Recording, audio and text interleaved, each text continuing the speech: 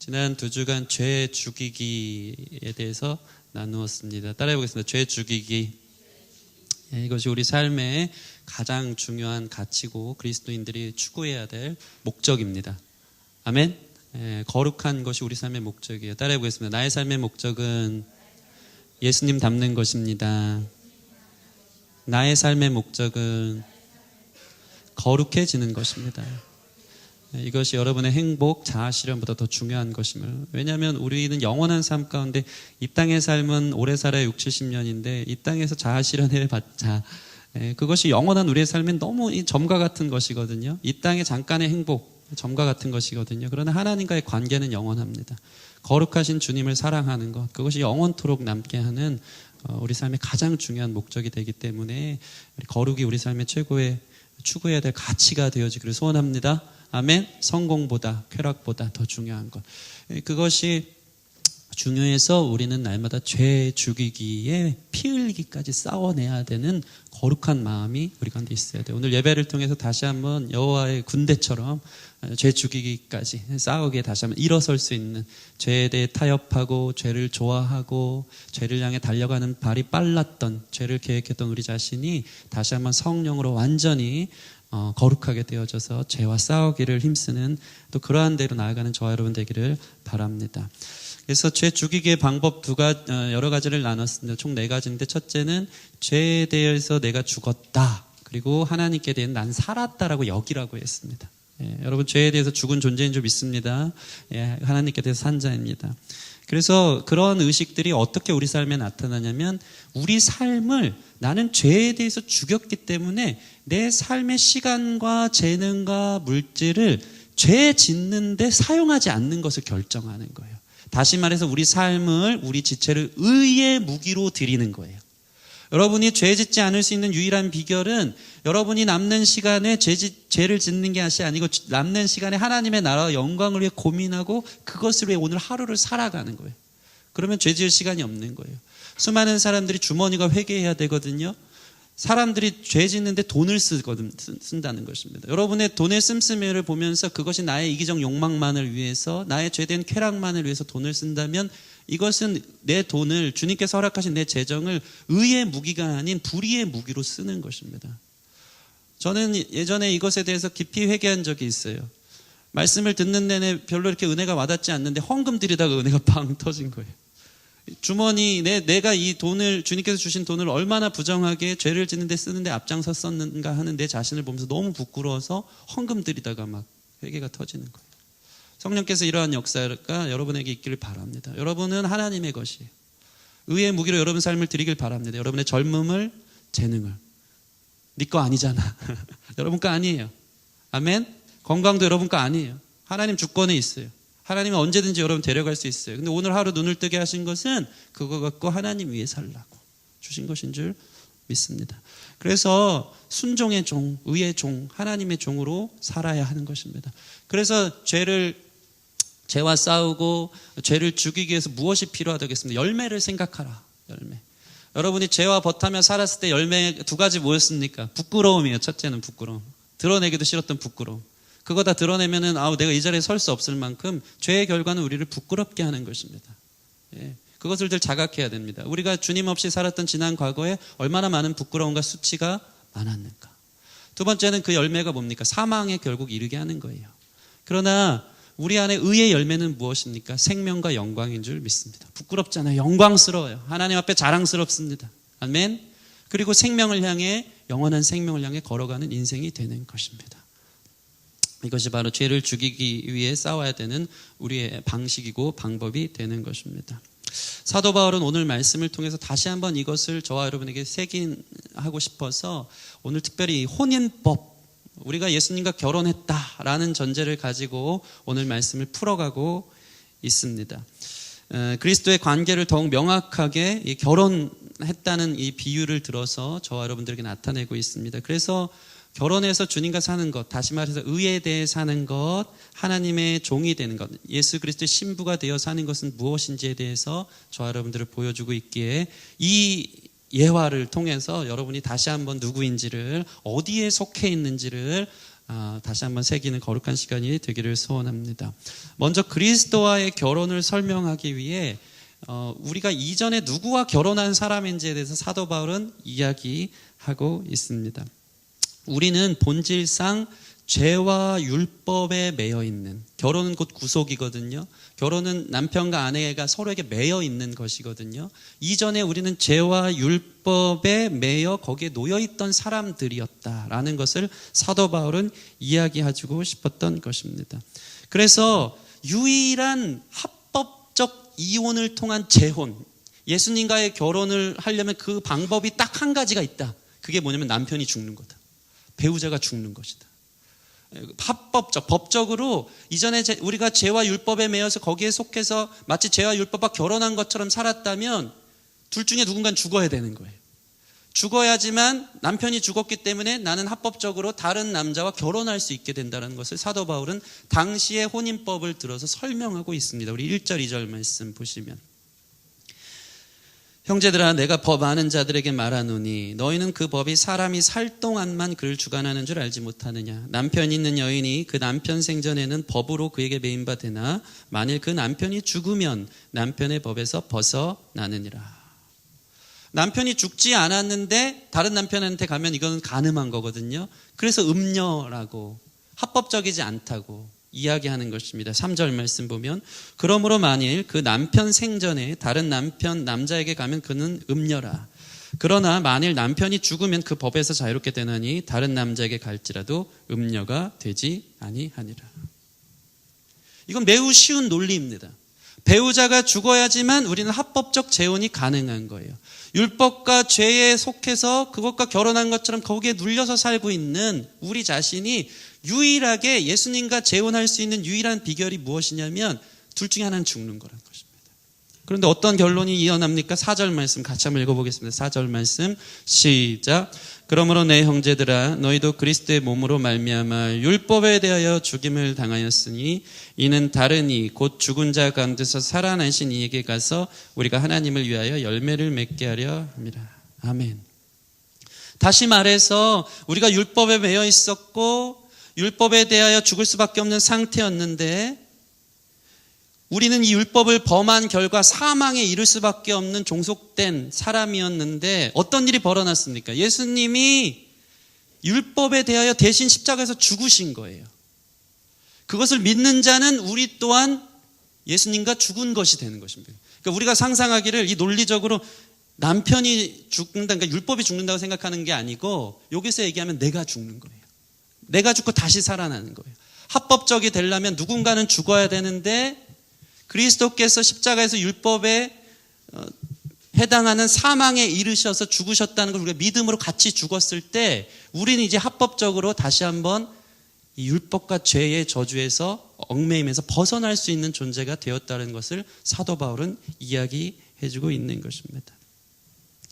다시 말해 율법과의 결혼했던 우리가 예수님과 함께 죽었기에 우리는 율법에 매임에서 자유케 된 것입니다. 그러니 이제는 합법적으로 이혼하여 재혼할 수 있는 사람이 되었고 이 재혼의 대상, 우리의 결혼의 대상은 예수 그리스도가 되는 것입니다. 이것은 매우 중요한 성경적 관점입니다. 지난 시간 우리는 누군가의 종이 될 수밖에 없다라고 이야기했습니다. 여러분 이것을 인정하십니까? 우리에게 있어서 자유는, 구원은 우리로 하여금 죄로부터의 자유를 주지만 동시에 하나님의 종이 되게 하는 길인 거예요. 우리는 죄의 종이 되든지 하나님의 종이 되든지 둘 중 하나예요. 피조물이기 때문에. 이게 성경적 관점인 것입니다. 다시 말해 우리는 누군가와 결혼해서 거기에 속해 있을 수밖에 없다는 것이죠. 이전에는 죄와 율법의 종이었다면 이제는 예수 그리스도께서 대신 십자가 달려 죽으심을 통해서 그것을 믿는 자들마다 다시 한번 예수님과 결혼할 수 있는 합법적 결과를 얻게 된 것입니다.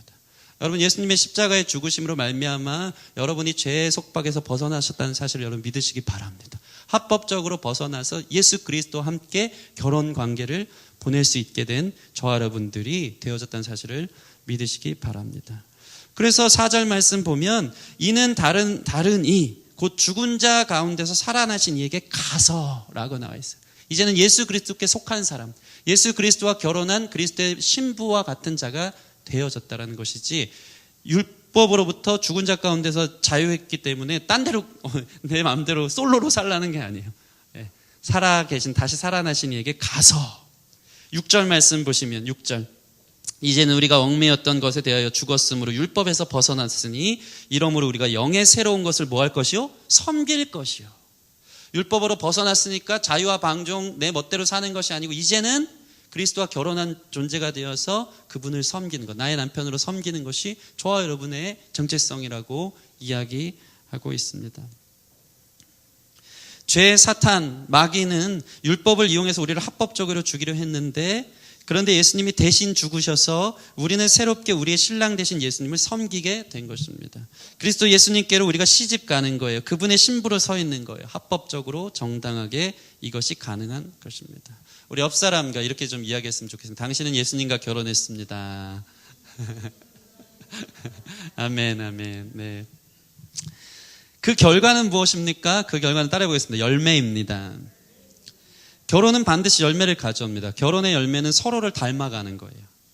부부가 닮습니다. 기가 막히게 닮아요. 말투도 닮고요. 행동 습관도 닮고요. 제일 중요한 게 얼굴도 닮습니다. 과학적으로 보니까 왜 닮냐면 얼굴 막 턱, 하관, 관절 같은 게 다 닮는 이유가 뭐냐면 매일 똑같은 음식을 먹기 때문에 닮는데요. 씹는 것도 똑같고 근육이 변하는 거죠. 닮는 거예요. 결혼의 가장 큰 열매는 닮아가는 것입니다. 이전에 우리가 죽음과 사망과 결혼했을 때는 우리 삶이 그늘져요. 죽음을 향해 가고 늘 절망과 저주에 닮아가는 인생이 되는 거예요. 어둠 가운데. 그런데 그리스도와 결혼한 사람은요, 거룩에 이르고 생명에 이르고 그분의 빛을 닮아가는 사람이 되는 것입니다. 그것이 저와 여러분의 열매인 줄 믿습니다. 거기서 향해 걸어가시기를 소원합니다. 그래서 하나님을 닮아서 거룩해지고 생명에 이르든지 마귀를 쫓아 부정해지고 사망에 이르든지 하는 것입니다. 저는 선포합니다. 여러분이 예수님과 결혼했기 때문에 반드시 예수님을 닮아가고 예수님과 함께 생명에 이르게 될 줄을 믿습니다.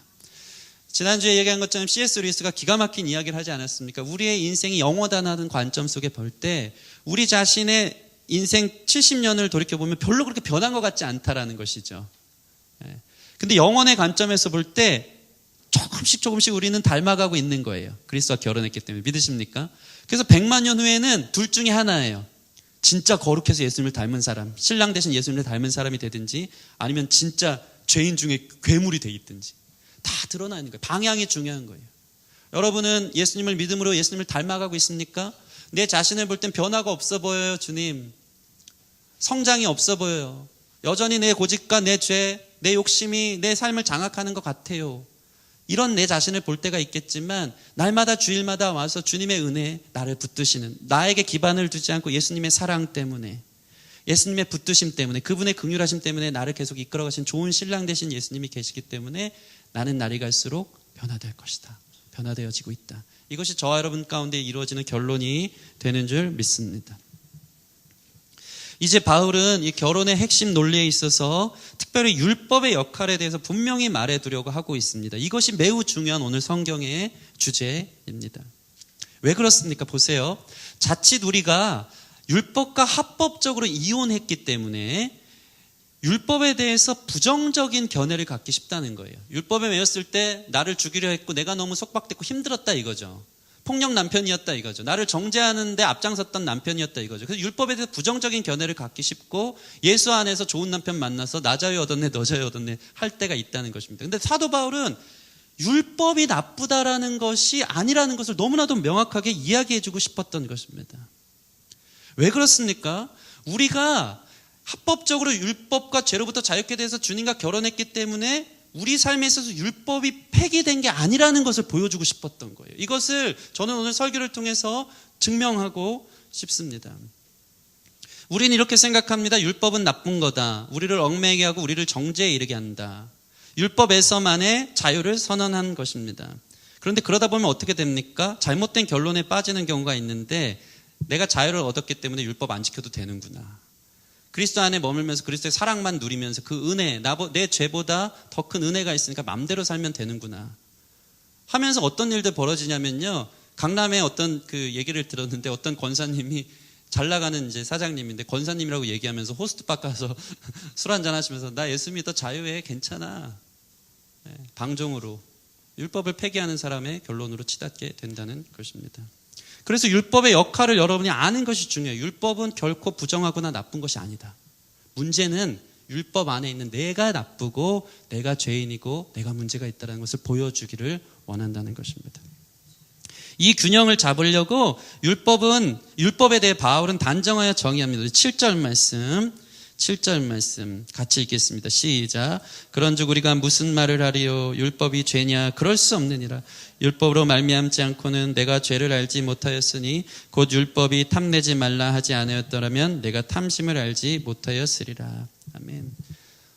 율법으로 벗어났기 때문에 율법의 자유를 얻었기 때문에 율법이 나쁜 거야. 율법을 우리가 얼검했어 하면서 그 잘못된 생각에 빠질까봐 사도 바울은 바로 이어서 그런즉 우리가 무슨 말을 하리요? 율법이 죄냐? 그럴 수 없다라고 이야기합니다.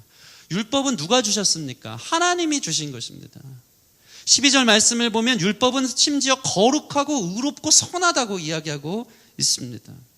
왜 그렇습니까? 이렇게 우리를 올가매는데 우리를 이렇게 정죄하게 만드는데 왜 율법을 선하다고 말하고 있습니까? 7절 말씀 보면 첫째로 율법을 우리가 죄가 죄인 것을 알기 때문입니다. 이것은 매우 중요한 선한 의도가 있는 거예요. 율법에. 내가 죄인이어서 그게 까발려지고 율법에 의해서 나 또 죄 지었구나 하면서 또 정죄를 당하게 하는 어떤 사단의 권세, 내 자신의 연약함이 돌출되니까 드러나니까 그게 기분 나쁜 것뿐이지 죄를 죄라고 단정 짓는 것은 선하고 거룩한 것입니다. 왜 그렇습니까? 율법이 없었다면 사람들이 죄인 줄도 모르고 서로 죽이고 서로 간음하고 마음대로 힘의 논리에 의해서 뺏고 빼앗기는 무법천지가 될 것이기 때문입니다. 탐심하지 말라는 주님의 율법이 없었다면 탐심이 죄가 아니네. 욕심 부리면서 살아도 되네. 내게 주신 것을 족하지 않고 다른 사람 것 다 빼앗아도 되네. 다른 집의 아내를 빼앗고 다른 집의 소유를 빼앗아도 되네. 하면서 힘의 논리에 의해서 무법천지가 되는 거예요. 그러나 율법이 그건 죄다라고 규정지었기 때문에 삶의 질서가 생기고 법이 생기고 그 바운더리 안에서 사람들은 그나마 살 수 있게 되는 것입니다. 마치 축구 경기에 있어서 법이 없으면 어떻게 되겠습니까? 옐로카드 없고 레드카드 없고 이거 없으면 난리가 날 거예요. 막 손으로 들고 가가지고 재밌다고 던지고 그게 과간이죠. 그게 경기입니까?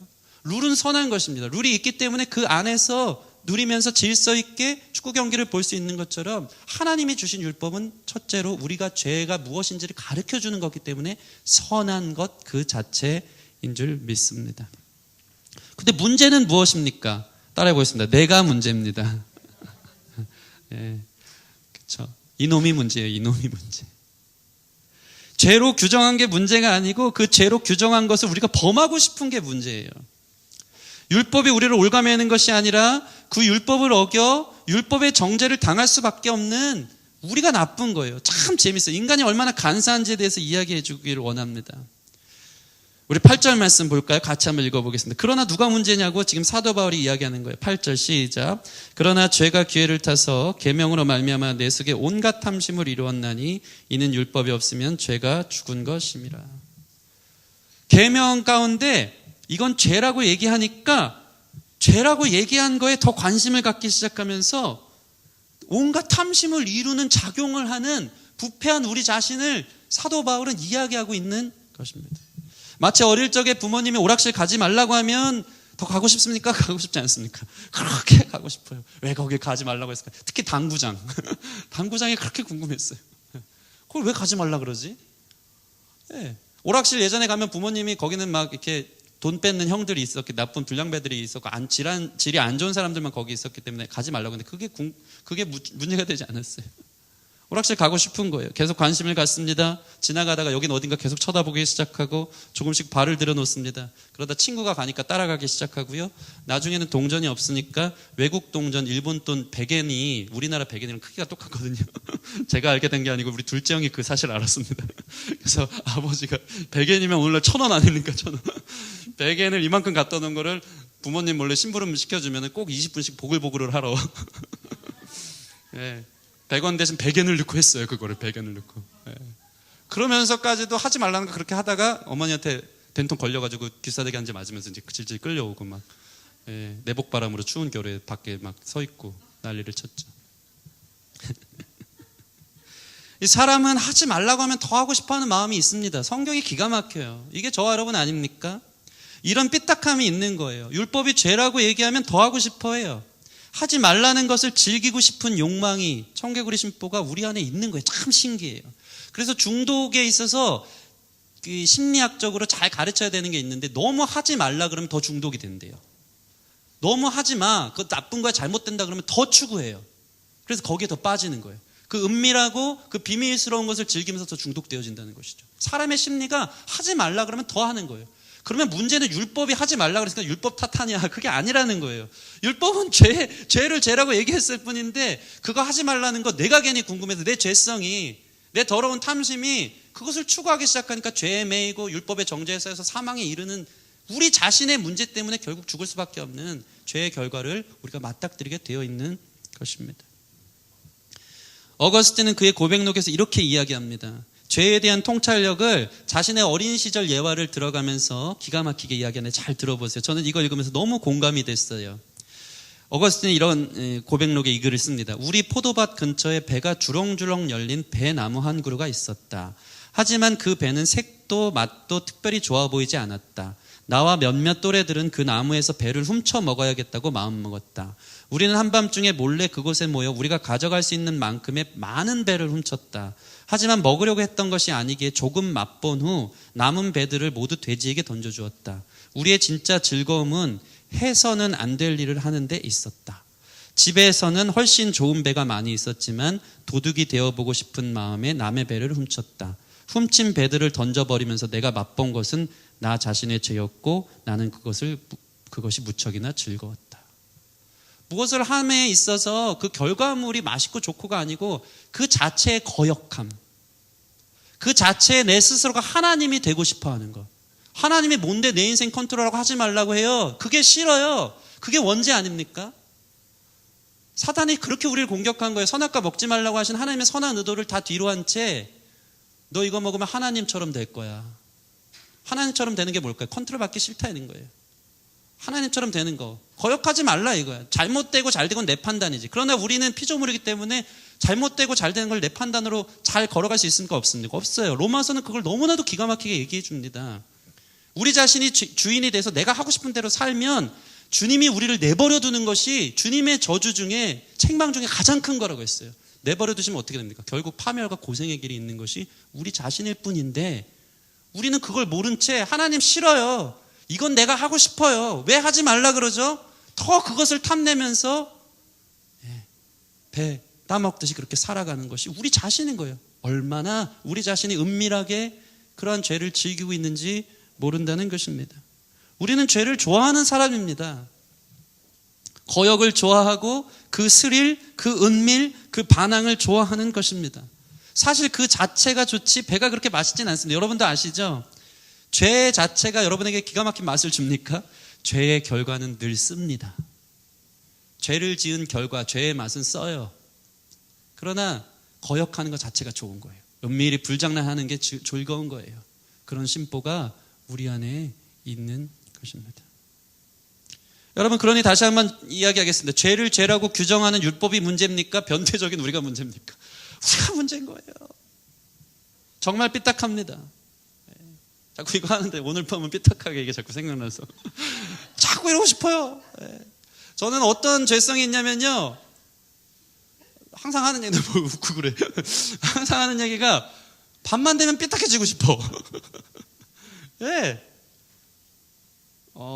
뭐랄까요, 은혜를 받았다고 생각하는데 그래서 내가 이만큼 하나님 앞에 이만큼의 헌신을 하는데 그 대가가 안 오잖아요.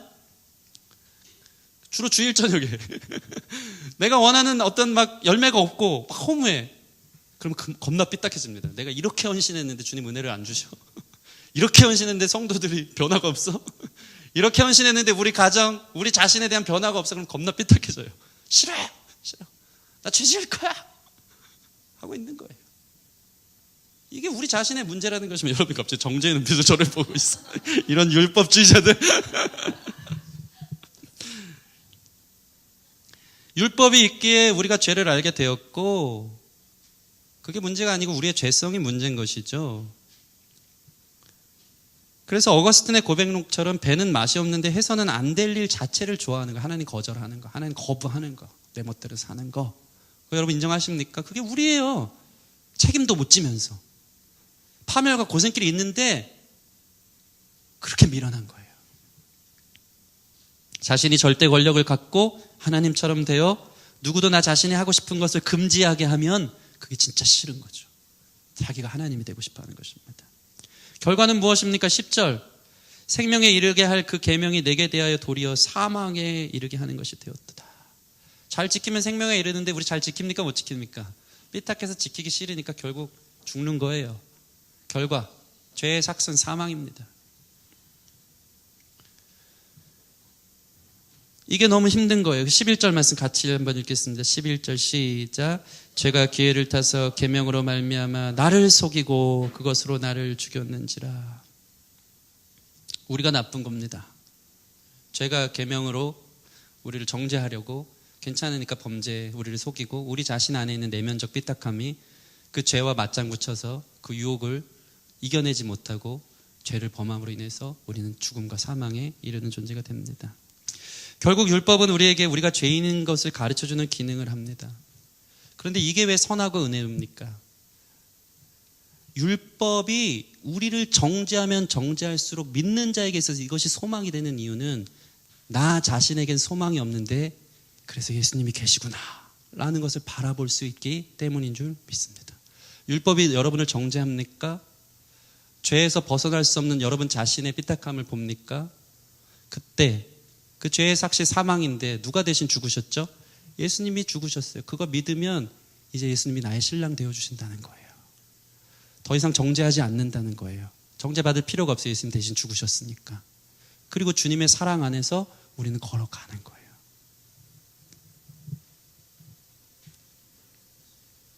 율법은 우리가 다 죄인인 것을 이야기해 줍니다. 율법 때문에 죄가 무엇이고 죄가 무엇인지 깨닫고 우리는 죄인임을 인정하게 되는 것입니다. 우리는 어쩌면 이와 비슷한 이야기를 로마서 강해 내내 들어왔을 것입니다.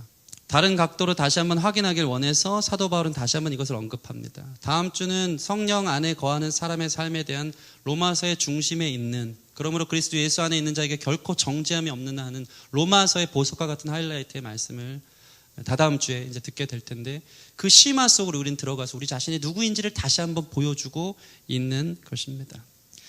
자, 여기까지 잘 이해하고 따라오셨다면 우리의 두 가지 반응이 나와야 됩니다. 첫 번째 반응은 무엇입니까? 너무나 좋은 남편이신 우리의 신랑 되신 예수님께 더 깊이 더 큰 감사를 해야 되는 것이 옳은 줄 믿습니다. 그것이 첫 번째 반응이에요.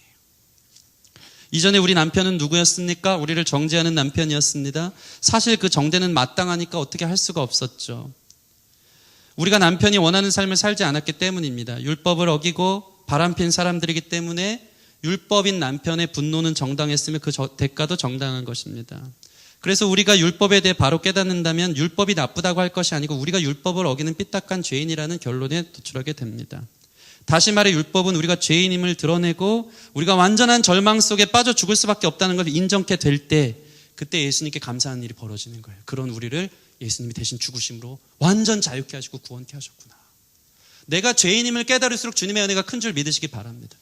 내 죄가 얼마나 큰지, 내가 얼마나 삐딱하고 주님, 내 스스로가 하나님이 돼서 하나님 앞에 온전하게 순종하기 싫어하는 얼마나 비참한 존재인지를 깨닫는 만큼 그 죄를 대신해 죽으신 십자가의 사랑과 가치가 더 크게 다가오고, 그런 우리를 구원해 주신 주님께 더 감격과 감사가 터져 나오는 것이 구원받은 사람, 예수님과 결혼한 사람, 남편에 대한 당연한 반응이 되어지는 것입니다. 예전에 예배당은요, 이런 곳이에요. 이게 통상 이렇게 얘기합니다. 예배당은 울기 위해 모이는 곳이에요. 울기 위해 모이는 곳. 또는 우는 것이 은혜. 울지 않으면 은혜 받지 못한 사람이라는 인식이 옛날 교회당에서는 강했습니다. 저 중학교 때만 해도요, 은혜라는 곧 눈물이거든요. 그러니까 눈물을 쥐어짜게끔 전도사님들이 그렇게 인도했던 것 같아요. 뭐야, 내용도 몰라, 복음도 모르고 그냥 복음 설교하셨겠죠. 근데 저도 목적이 뭐냐면 그 당시에 가르침이 울어야 돼. 주여 해. 주여 하다가 눈물이 나고, 눈물이 나면 회개가 터지고, 막 그 감정적 도취 속에 울지 않으면 내가 이번 수련회 때 죄를 회개하고 주님을 만나지 않으면 나는 돌아가지 않으리라 하는 마음을 막 주면서 눈물로 회개하는 일들을 그렇게 강조했어요. 어떻게 보면 극단적일 수 있는데 저는 이 멋있는 회개의 전통이 오늘날 성도들 안에 다시 한번 재현되고 세워져야 된다고 저는 생각합니다. 오늘날 성도들은 울질 않아요. 내 죄에 대해서 사도 바울이요, 여러분 로마서 1장부터 7장까지 계속 여러분 죄인이라는 사실을 폭로하면서 다시 한번 이것을 우리에게 가르쳐주는 거예요. 율법이 잘못된 게 아니고 율법이 우리 가운데 적용될 때마다 율법을 어기고 싶어하는 내 자신의 죄의 절망, 철저한 절망 속에서 완전히 낙심되어졌을 때, 완전히 나한테는 소망이 없다라는 생각을 가졌을 때, 그런즉 이제 어찌할꼬 하는 반응이 나오면서 우리의 죄가, 회개가 터져나오는 일들이 사실은 있어야 되는 거예요, 예배당 안에. 그런데 오늘날 성도들은 너무 뻔뻔한 것 같아요. 논리적으로 이론적으로 접근해요. 팔짱을 끼고 그래서 뭐 어쩌다고요. 전 죄가 좋아요. 그건 포기할 수 없어요. 하는 완고함이 있는 거예요. 천국 못 가는 사람들이 항상 하는 얘기인데, 무지해서 못 가는 게 아니고 강팍해서 못 가요. 강팍해서. 하나님 나라를 경험하지 못하는 거예요. 여러분은 어떻습니까? 저는 이 구절 말씀을 보면서 사도 바울의 마음이 확 갑자기 드러나기 시작하는 거예요. 사도 바울의 마음. 우리 자신이 누구인지를 율법을 통해서 다시 폭로하는 거예요. 율법 지키기 싫어하는, 하나님 거역하기를 좋아했던 우리 자신을 다시 한번 폭로할 때, 거기에서 이 설교의 모든 맥이 풀어지면서 그것이 주제구나, 이 앞에 나는 어떠한가를 보게 된다는 것입니다.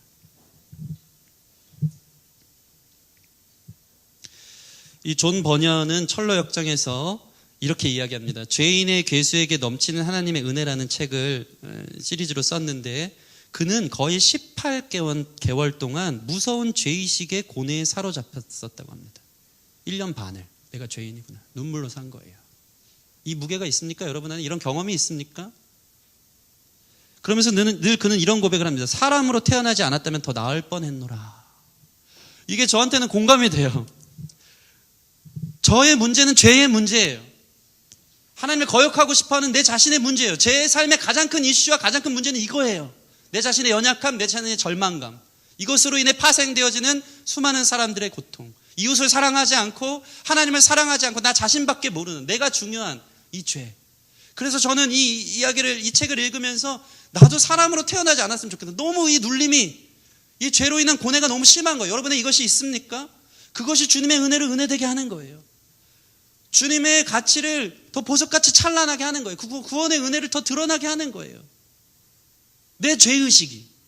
율법은 그래서 우리라고 하면 너가 진짜 죄인이라는 것을 갈수록 폭로하는 거예요. 아무것도 지킬 수 없는 죄인이구나. 그게 우리를 정죄할 때마다 우리 너무 마음 아픈 거예요.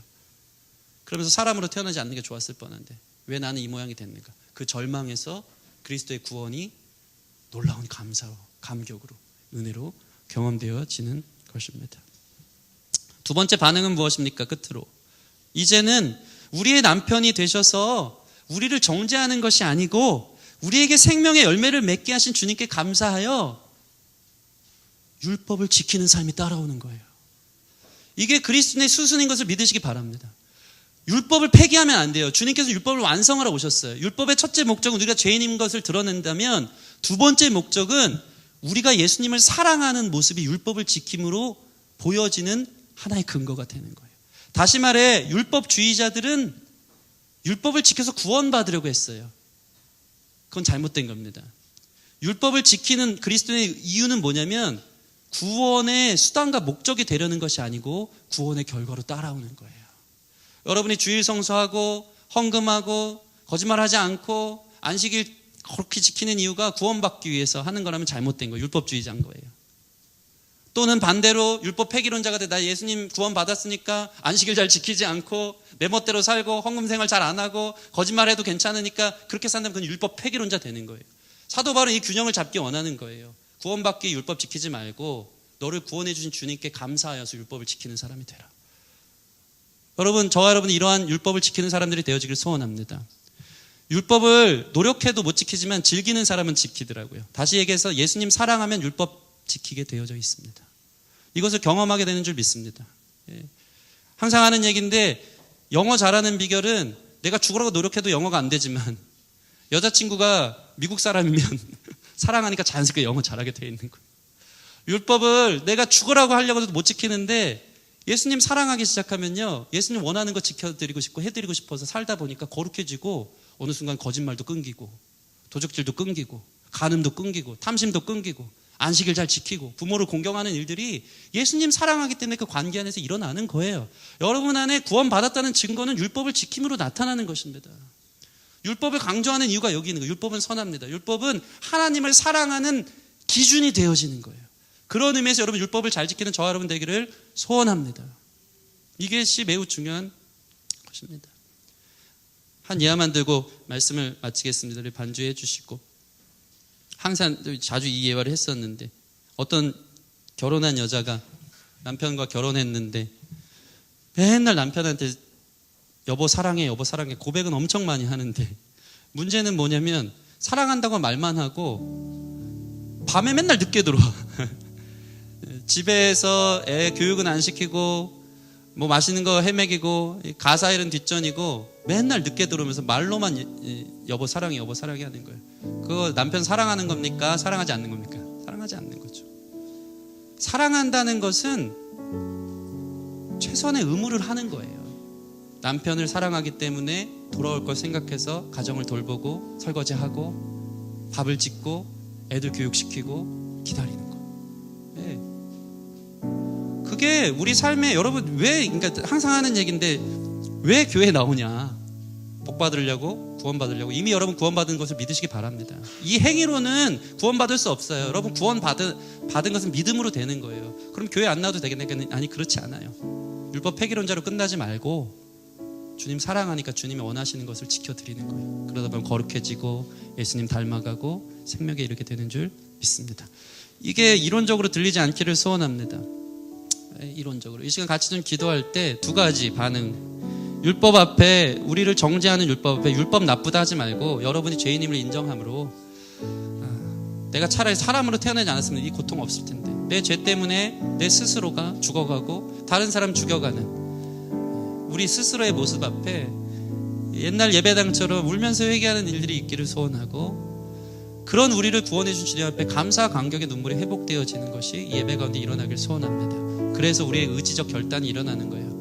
구원받으려고 율법 지키는 게 아니고 구원받은 사람에게 따라온 결과, 예수님 원하시는 율법 지켜드리는 삶, 나도 그 길 걷길 원한다는 마음으로 우리 같이 오직 주의 사랑에 매여 찬양하고 기도하는 시간 갖겠습니다.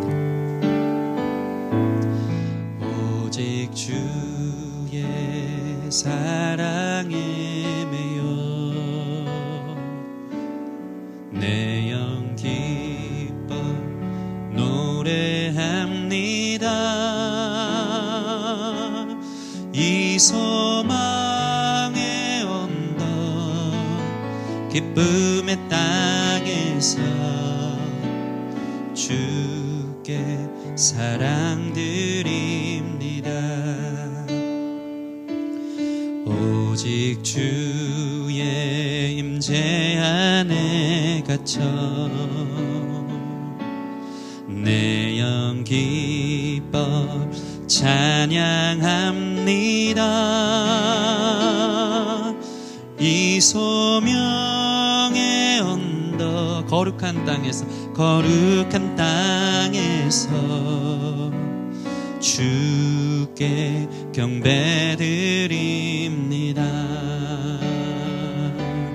주께서 주신 모든 은혜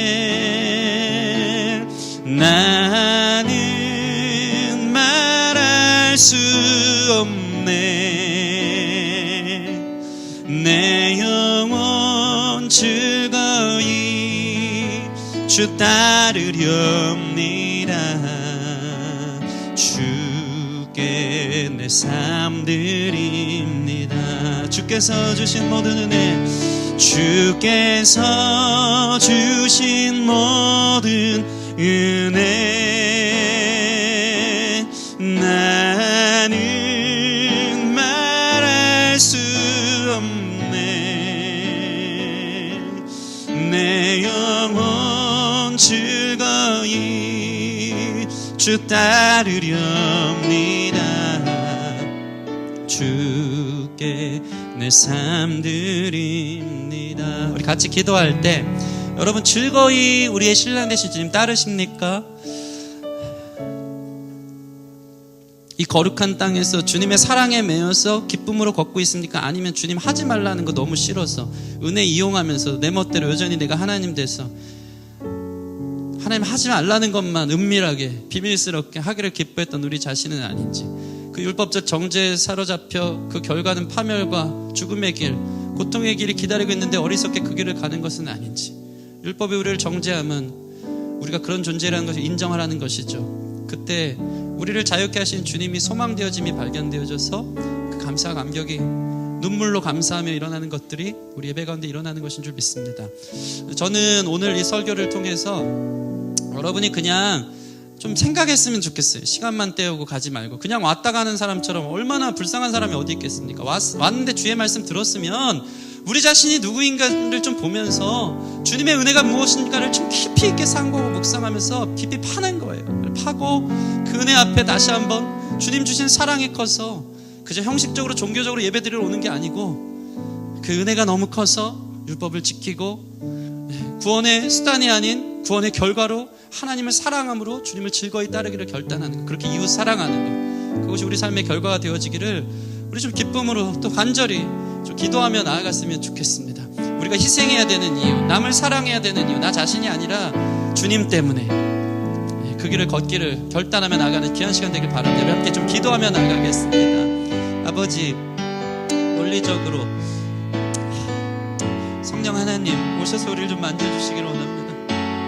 예전 예배당에서는 가슴을 치며 회개하며 이놈이 죄인이 하면서 차라리 사람으로 태어나지 않았으면 좋았을 것을, 죄의 절망에 사로잡혀 이 인생의 수많은 죄의 열매들에 사로잡혀 내 자신의 연약함에 혐오하며 눈물을 흘리며 기도했던 회개가 터져나오는데, 오늘날 우리는 어떻습니까? 죄에 대해 시퍼렇게 살아있으면서 하나님을 날마다 죽이면서 불경건 가운데 아버지 은혜를 이용할 뿐, 또는 율법주의 속에 내 행위로 아버지 어떠한 나의 아버지 공로로 그것들을 덮고 주님과 보상하며 아버지 그 길을 걸어갈 뿐, 우리 자신은 여전히 죄를 사랑하고 죄를 향해 달려가길 바른 아버지 절망과 있는 자임을 우리가 깨닫지 못하는 우리 자신을 이 시간 주님 앞에 올려드리오니, 성령 하나님 우리의 전적인 무죄와 타락 가운데 불쌍히 여기서 율법의 정죄가 우리를 정죄할수록 내가 죄인임이 깨달아지고 주님의 은혜가 얼마나 큰지, 이런 나를 살리기 위해서 이 땅에 오신 주님의 사랑이 얼마나 큰지 경험하여서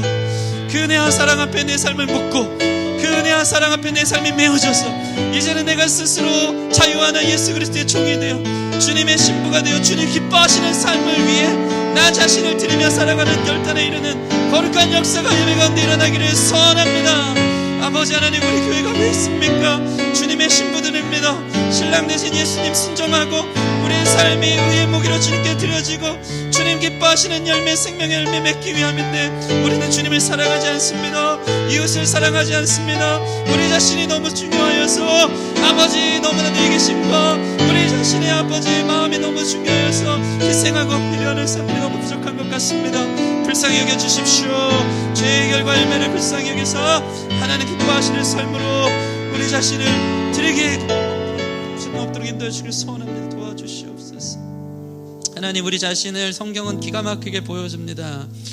여기에서 변명할 여지가 없는데 우리의 강팍함이 문제입니다. 알겠는데 우리 마음이 움직여지지가 않습니다. 불쌍히 여겨 주시옵소서. 예전에는 가슴을 치며 눈물을 지어짜면서 이 죄인임을 묵상하며 죄로 인한 결과 우리 가정과 우리 삶의 수많은 쓴 열매들을 보며 나 자신으로 인해 상처받고 아파하는 사람들의 고통과 신음소리를 기억하여 이 정도밖에 되지 않는 절망 가운데 있는 내 자신이 너무나도 혐오스럽고 절망스러워 눈물로 회개했던 일이 교회 예배당에서 있던 일이었는데, 오늘날 우리는 다 아는데 회개가 없습니다. 다 아는데 가슴을 치며 통곡하는 것이 없습니다. 알겠는데 그것이 나로 하여금 찔림이 되어지지 않습니다. 그저 고자세로 알겠다고, 그러나 나는 하나님이 되고 싶고 내 스스로 살겠다고 도저히 안 된다고 하는 우리 자신을 볼 때가 참 많습니다.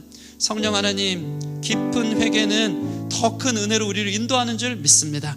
율법의 정죄 앞에 온전한 회개 주님 앞에 드려질 때에 그리스도의 구원, 우리를 사랑으로 용납하사 십자가에 죽으신 주님의 대속이 더 크게 다가오는 줄 믿사오니 여기에 이르를 수 있는 우리 성도들이 될 수 있게 하여 주셔서 죄로부터 자유하여졌기에 이제 하나님 또 죄를 마음껏 짓는 것이 아니라 스스로 예수 그리스도의 종이 되어 주님 기뻐하는 삶을 위해 내 자신을 의에 순종하고 의의 무기로 드리기를 결단하는 멋있는 율법을 지키는 하나님의 사람들이 일어나게 하여 주시옵소서. 안식일을 지키고 헌금하고 이웃을 사랑하고 하나님을 사랑하는 모든 것이 주님의 은혜 때문에 주님 사랑에 커서 그 구원의 결과로 따라오는 것임을 믿습니다. 이것이 우리가 이론적으로 아는 것이 우리 삶의 경험적으로 은혜가 커서 그렇게 우리의 삶이 따라갈 수 있는 멋있는 신자들이 되어지길 소원하고 감사하며 예수님 이름으로 기도드립니다. 아멘.